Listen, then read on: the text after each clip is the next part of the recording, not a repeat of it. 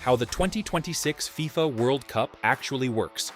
Nobody explains it correctly. 48 teams, 3 countries, 104 matches. And somehow, after all of that, only one nation lifts the trophy. The 2026 FIFA World Cup is the biggest it's ever been in history, and almost nobody can explain how it actually works.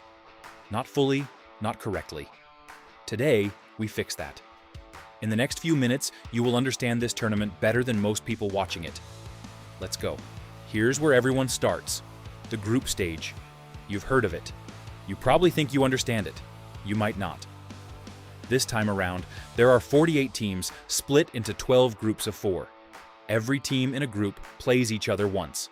3 games each. Win, you get 3 points. Draw, you get 1. Lose, you get nothing. After those 3 games, the table is set and the math does the talking. Simple enough, right? Here's where it gets interesting. In the old format, the one you grew up watching, there were 8 groups. Top 2 from each group advanced. 16 teams moved on. Clean, neat, easy. That's gone now. With 12 groups and 48 teams, the top 2 from every group still advance.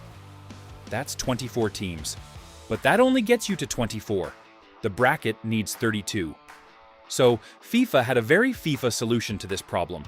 They take the 8 best third-place teams from across all 12 groups and let them through as well. 8 out of 12 third-place teams make it. 4 go home. And this is the part nobody explains correctly. Think about that for a second. You can finish third in your group and still play knockout football. You can finish below 2 other teams and still be in the tournament. In theory, this sounds generous. In practice, it means the last few days of the group stage are absolute chaos. Teams are watching scoreboards from other groups, managers are doing math on the sidelines. Fans are refreshing their phones, trying to figure out if their team's goal difference is good enough compared to a team playing 6 time zones away. This is the new World Cup.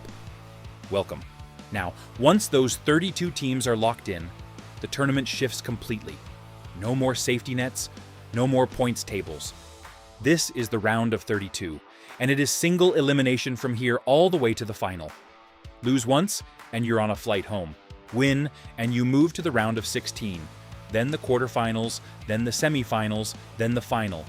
Every round, the field cuts in half.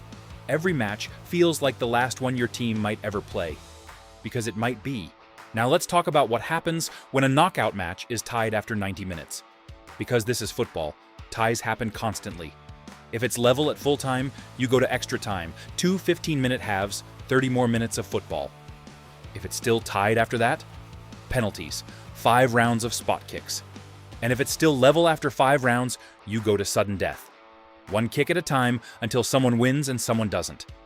It is the most dramatic, nerve-shredding way to decide anything in sports, and it happens more often than you'd think.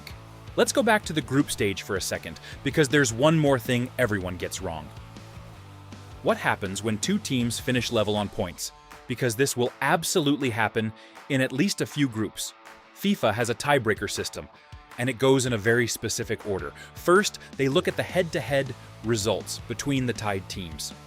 Points from those games specifically. If that's equal, they look at head-to-head goal difference, then head-to-head goals scored.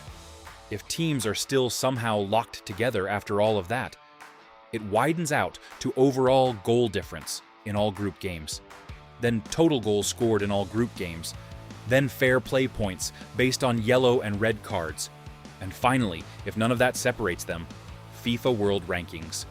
7 tiebreakers. 7 levels of increasingly specific criteria before you know who advances. The scale of this change is massive. For the first time, 3 countries, the USA, Canada, and Mexico, will host 104 matches across 16 host cities.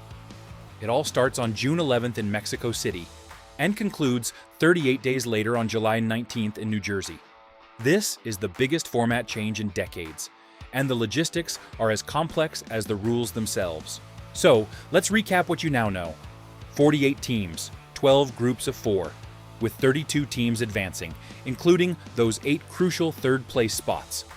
From there, it's a single elimination sprint involving extra time, penalties, and potentially 7 levels of tiebreakers. It's a lot to keep track of, but you're now ahead of the game. But remember, bigger doesn't always mean cleaner. This new scale brings more chaos and more complexity. We're looking at a group stage puzzle that might take hours to solve, where a team could be eliminated on fair play points just because they had one more yellow card. It's a tournament designed for maximum drama, even if it creates a bit of confusion. Watch out for those 8 third-place teams.